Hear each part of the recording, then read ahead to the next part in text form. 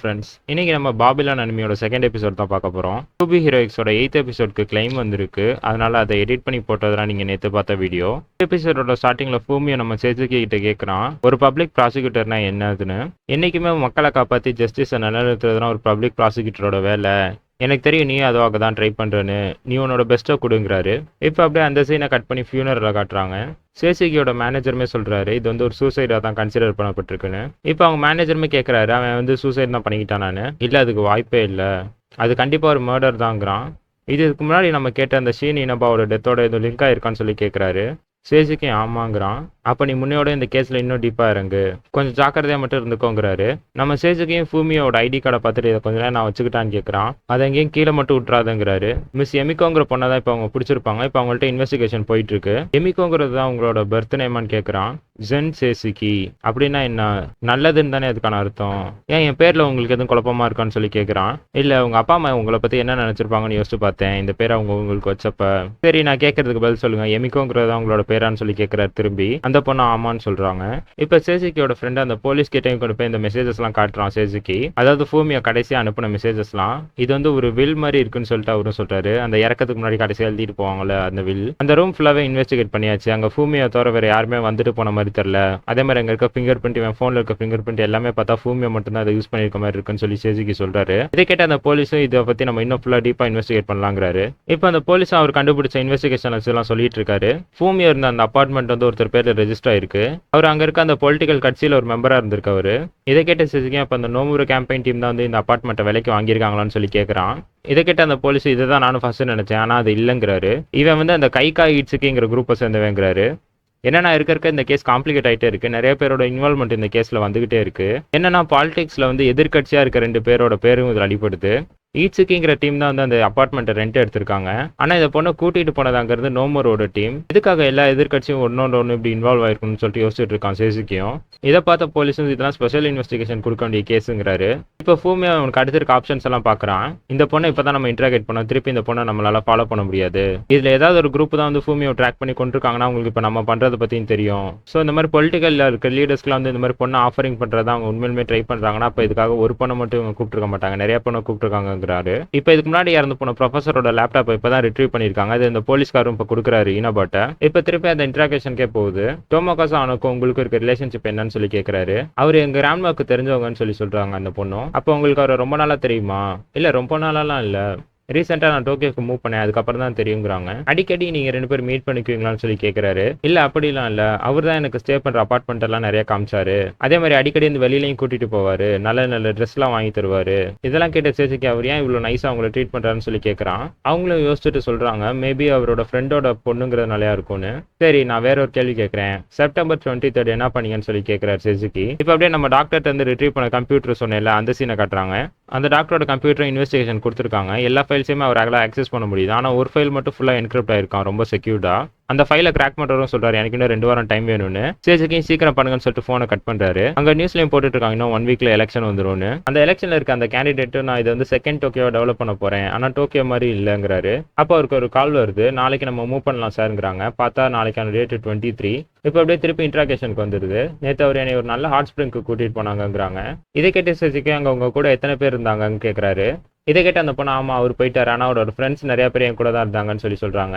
அவங்க தான் எத்தனை பேருன்னு சொல்லி சேசிக்கு கேட்குறாரு. இதை கேட்டு அவங்களும் சிரிக்கிறாங்க. ஸோ இது இன்ட்ராகேஷன்ங்கிறதுனால இவங்க பேசுறதெல்லாம் ஒருத்தர் டைப் பண்ணிட்டு இருக்காரு. அந்த டைப் பண்றவர் பார்த்து அந்த பொண்ணு கேட்குறாங்க, இதை நீ இப்போ எழுதிக்க போறது இல்லையான்னு.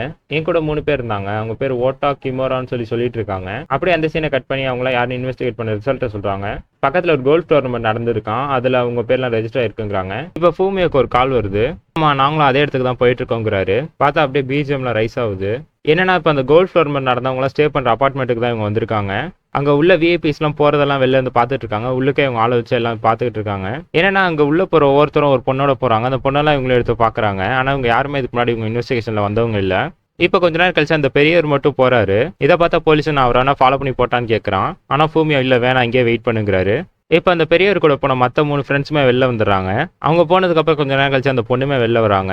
அந்த பொண்ணை பார்த்த சேசிக்கு இது எல்லாமே இப்போயே முடிஞ்சாகணும்னு சொல்லிட்டு அந்த பொண்ணுகிட்ட போய் பேசுறாரு.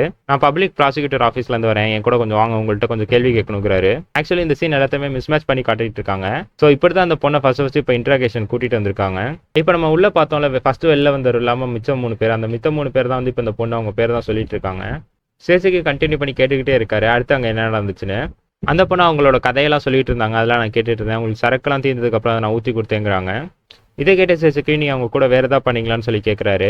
இதை கேட்ட அந்த பொண்ணுமே சிரிக்கிறாங்க. மேபி நான் அவங்க கூட வேறு ஏதாவது பண்ணியிருக்கோன்னு சொல்லி வச்சுக்கலாம், ஆனால் அதுக்கான ரீசன் வந்து அவங்களுக்கு என்ன பிடிச்சிருக்குங்கிறது இல்லையான்னு சொல்லி கேட்குறாங்க. எனக்கு பிடிச்ச விஷயத்த நான் பண்ணுறேன், அது தப்பு இல்லை தானேன்னு சொல்லி கேட்குறாங்க. இதெல்லாம் கேட்ட சேசுக்கு ஒன்றுமே புரியல. அங்கே இருக்கவங்க 3 பேர் தானே சொன்னீங்க, அதுவும் வயசானவங்க தானே சொன்னீங்க, எப்படின்னு சொல்லி கேட்குறாரு. நீங்கள் சொல்கிற எதுவுமே கரெக்டாக இல்லைன்னு சொல்லி அவரும் இப்போ கொஞ்சம் காம் டவுன் ஆகுறாரு. இப்போ சேசுக்கியோட ஹையர் ஆஃபீஸருமே கேட்குறாரு, இப்போ அந்த பொண்ணை கூட்டு வந்துட்டில, இனிமேல் அந்த பொண்ணை வச்சு என்ன பண்ண போகிறேன்னு. எனக்கு அந்த பொண்ணோட கஸ்டடி வேணும், நான் அதை இம்பீரியல் கவுன்சிலுக்கு எடுத்துகிட்டு போகிறேங்கிறாரு. ஏன்னா இது 2 பேரோட டெத்து, அது இல்லாமல் எலெக்ஷனுக்குள்ளேயுமே நிறைய இன்வால்வ் ஆயிருக்கு. நான் உனக்கு இன்னும் ஒரு 2 நாள் டைம் தரேன், அதுக்குள்ளே இதெல்லாம் முடிச்சிடுங்கிறாரு. ஏன்னா இப்போ இந்த பொண்ணை வெளில விட்டா அவங்களுக்கு எல்லாருக்குமே தெரிஞ்சிடும் போலீஸ் நம்மளை ஃபாலோ பண்ணிட்டு இருக்காங்கிறது. இப்போ அதுக்கு அடுத்த நாள் நைட்டு காட்டுறாங்க. இந்த ஆனோங்கிறவர் சொன்னதுனால நான் அந்த 3 பேர் கூட இருந்தேன்னு சொல்லிட்டு என்னை கன்ஃபர்ஸ் பண்ண சொல்றீங்களான்னு சொல்லி அந்த பொண்ணு கேட்குறா.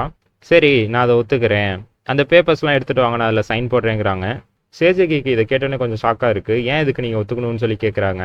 எனக்கு அதுக்கு பதிலாக உன்னை பற்றி சொல்லுங்கள் சேசுகி, நான் உங்களை பற்றி இன்னும் நல்லா தெரிஞ்சுக்கணும்னு நினைக்கிறேன்னு சொல்லி அந்த பொண்ணு கேட்குறாங்க. நீங்கள் சின்ன பிள்ளைல இருக்கப்ப என்ன பண்ணிட்டு இருந்தீங்க, உங்கள் ஃபேமிலி எப்படி இருக்காங்க, அவங்கள பற்றி நான் தெரிஞ்சுக்கணும், அதே மாதிரி உங்கள் பேர், இதுக்கெல்லாம் பின்னாடி நான் நிறைய தெரிஞ்சுக்கணும்னு சொல்லி அந்த பொண்ணு கேட்குறாங்க. ஏன் இதெல்லாம் தெரிஞ்சுக்கணும்னு சொல்லி சேசுக்கும் கேட்குறாரு. இதெல்லாம் நீங்கள் சொன்னீங்கன்னா நான் அந்த பேப்பரில் சைன் போடுறேன்னு சொல்லி அந்த பொண்ணு சொல்கிறாங்க. இதெல்லாம் அங்கே டைப் பண்ணிட்டு இருக்கவரை எழுதிக்கிட்டு இருக்காரு. உங்களுக்கு கல்யாணம் ஆயிடுச்சா? ஆமாம், கல்யாணம் ஆயிடுச்சு. எத்தனை பிள்ளைங்க இருக்காங்க? ஒரு பையன் தான். உங்களுக்கு ஏதாவது ஒரு ஹாபிஸ் இருக்கா? இருக்கு, மினரல்ஸ்லாம் கலெக்ட் பண்ணுறது. உங்களோட ட்ரீம்னு ஒன்று சின்ன வயசில் இருக்கும்ல, அது என்னது? எனக்கு வந்து ப்ராசிக்யூட்டர் ஆகணுங்கிறதா என்னோட ட்ரீமு. கான்ட்ரசெப்ஷன் பற்றி நீங்கள் என்ன நினைக்கிறீங்க, அது கெட்டதான்னு சொல்லி கேட்குறாங்க. இல்லை, அது கெட்டது இல்லை. நெக்ஸ்ட் ப்ரெக்னென்ட் ஆகிறத பற்றி நீங்கள் என்ன நினைக்கிறீங்கன்னு சொல்லி கேட்குறாங்க. அதுக்கும் நம்ம சேசிக்கு அதெல்லாம் தப்பு இல்லை, ஆனால் அந்த குழந்தைய வந்து ரைஸ் பண்ணுறதுக்கு வந்து அவங்க பேரண்ட்ஸ் ரெடியாக இருக்கணும்னு சொல்லி சொல்கிறாரு. அப்போ சில்ட்ரன்ஸ் பர்த்துங்கிறது நல்ல விஷயமானு கேட்குறாங்க. அதுக்கும் நம்ம ஹீரோ வந்து ஆமாம், அது நல்ல விஷயம் தான், ஃபினான்ஷியலாக நம்ம அதுக்கு ரெடி ஆகணும், குழந்தைங்களுக்கு தேவையான எல்லாத்தையுமே பண்ணுறதுக்கு நம்ம ரெடியாக இருந்தோம்னா அதுவும் நல்ல விஷயம் தாங்கிறாரு. அப்போ குழந்தை இல்லைன்னா அது தப்பான்னு சொல்லி கேட்குறாங்க. நான் அப்படி சொல்ல வரல, நம்ம இப்போ இருக்க காலங்கிறது நிறைய மாற்றத்துக்கு உண்டானது, ஒவ்வொருத்தரும் ஒவ்வொரு மாதிரியான மாற்றம் எதிர்பார்ப்பாங்க, அந்த மாற்றம் எல்லாத்துக்குமே நம்ம ரெஸ்பெக்ட் பண்ணுங்கிறாரு. ஒருத்தருக்கும் இன்னொருத்தவங்களுக்கு இருக்க மாற்றங்கள் இதெல்லாம் நம்ம புரிஞ்சுக்கிட்டாதான் நம்மளால வந்து ஒற்றுமையாக வாழ முடியுங்கிறாரு. இல்லாட்டினா வார் தான் வருங்கிறாரு. அப்போ வார் தப்பான்னு சொல்லி கேட்குறாங்க.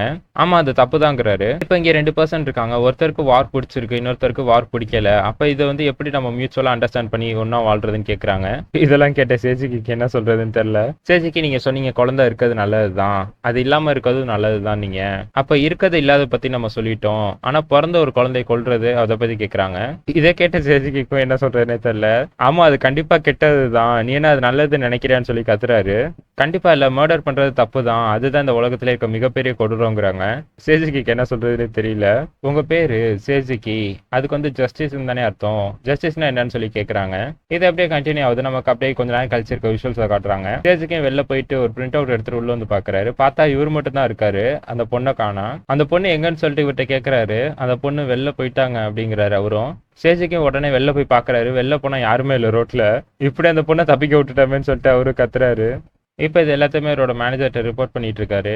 என்ன மன்னிச்சிருங்க சார், நீங்க எதிர்பார்த்த இதனால பண்ண முடியலங்கிறாரு. சேஜிக்கு நீ எதையும் ரொம்ப ப்ரெஷர் பண்ணிக்காத, என்ன நடந்துச்சோ அதை அப்படியே ரிப்போர்ட் பண்ணு, இதுக்கு மேல இருக்க நாங்க பாத்துக்கிறோங்கிறாரு. இப்போ அந்த ரூம்குள்ளேயுமே போறாங்க. என்னோட இன்னைக்கான ரிப்போர்ட் வந்து ஒரு மேயரை பத்தினு சொல்லி சேஜிக்கு சொல்றாரு. பார்த்தா அதே மேயரை வந்து உட்காடுறாரு. இதை பார்த்தாலும் சேஜிக்கு அவரோட மேனேஜரை முறைக்கிறாரு. இதை பார்த்து அவரோட மேனேஜர் உன்னோட ரிப்போர்ட்டை கொடு பப்ளிக் ப்ராசிக்யூட்டர் சேஜிக்குங்கிறாரு. இதோட இந்த எபிசோடு முடியுது. ஸோ என்னோட எக்ஸ்பிளனேஷன் இந்த எபிசோடு எப்படின்னு சொல்லி மறக்காம கமெண்ட் செக்ஷன்ல சொல்லுங்க. அடுத்த எபிசோட்ல பார்க்கலாம்.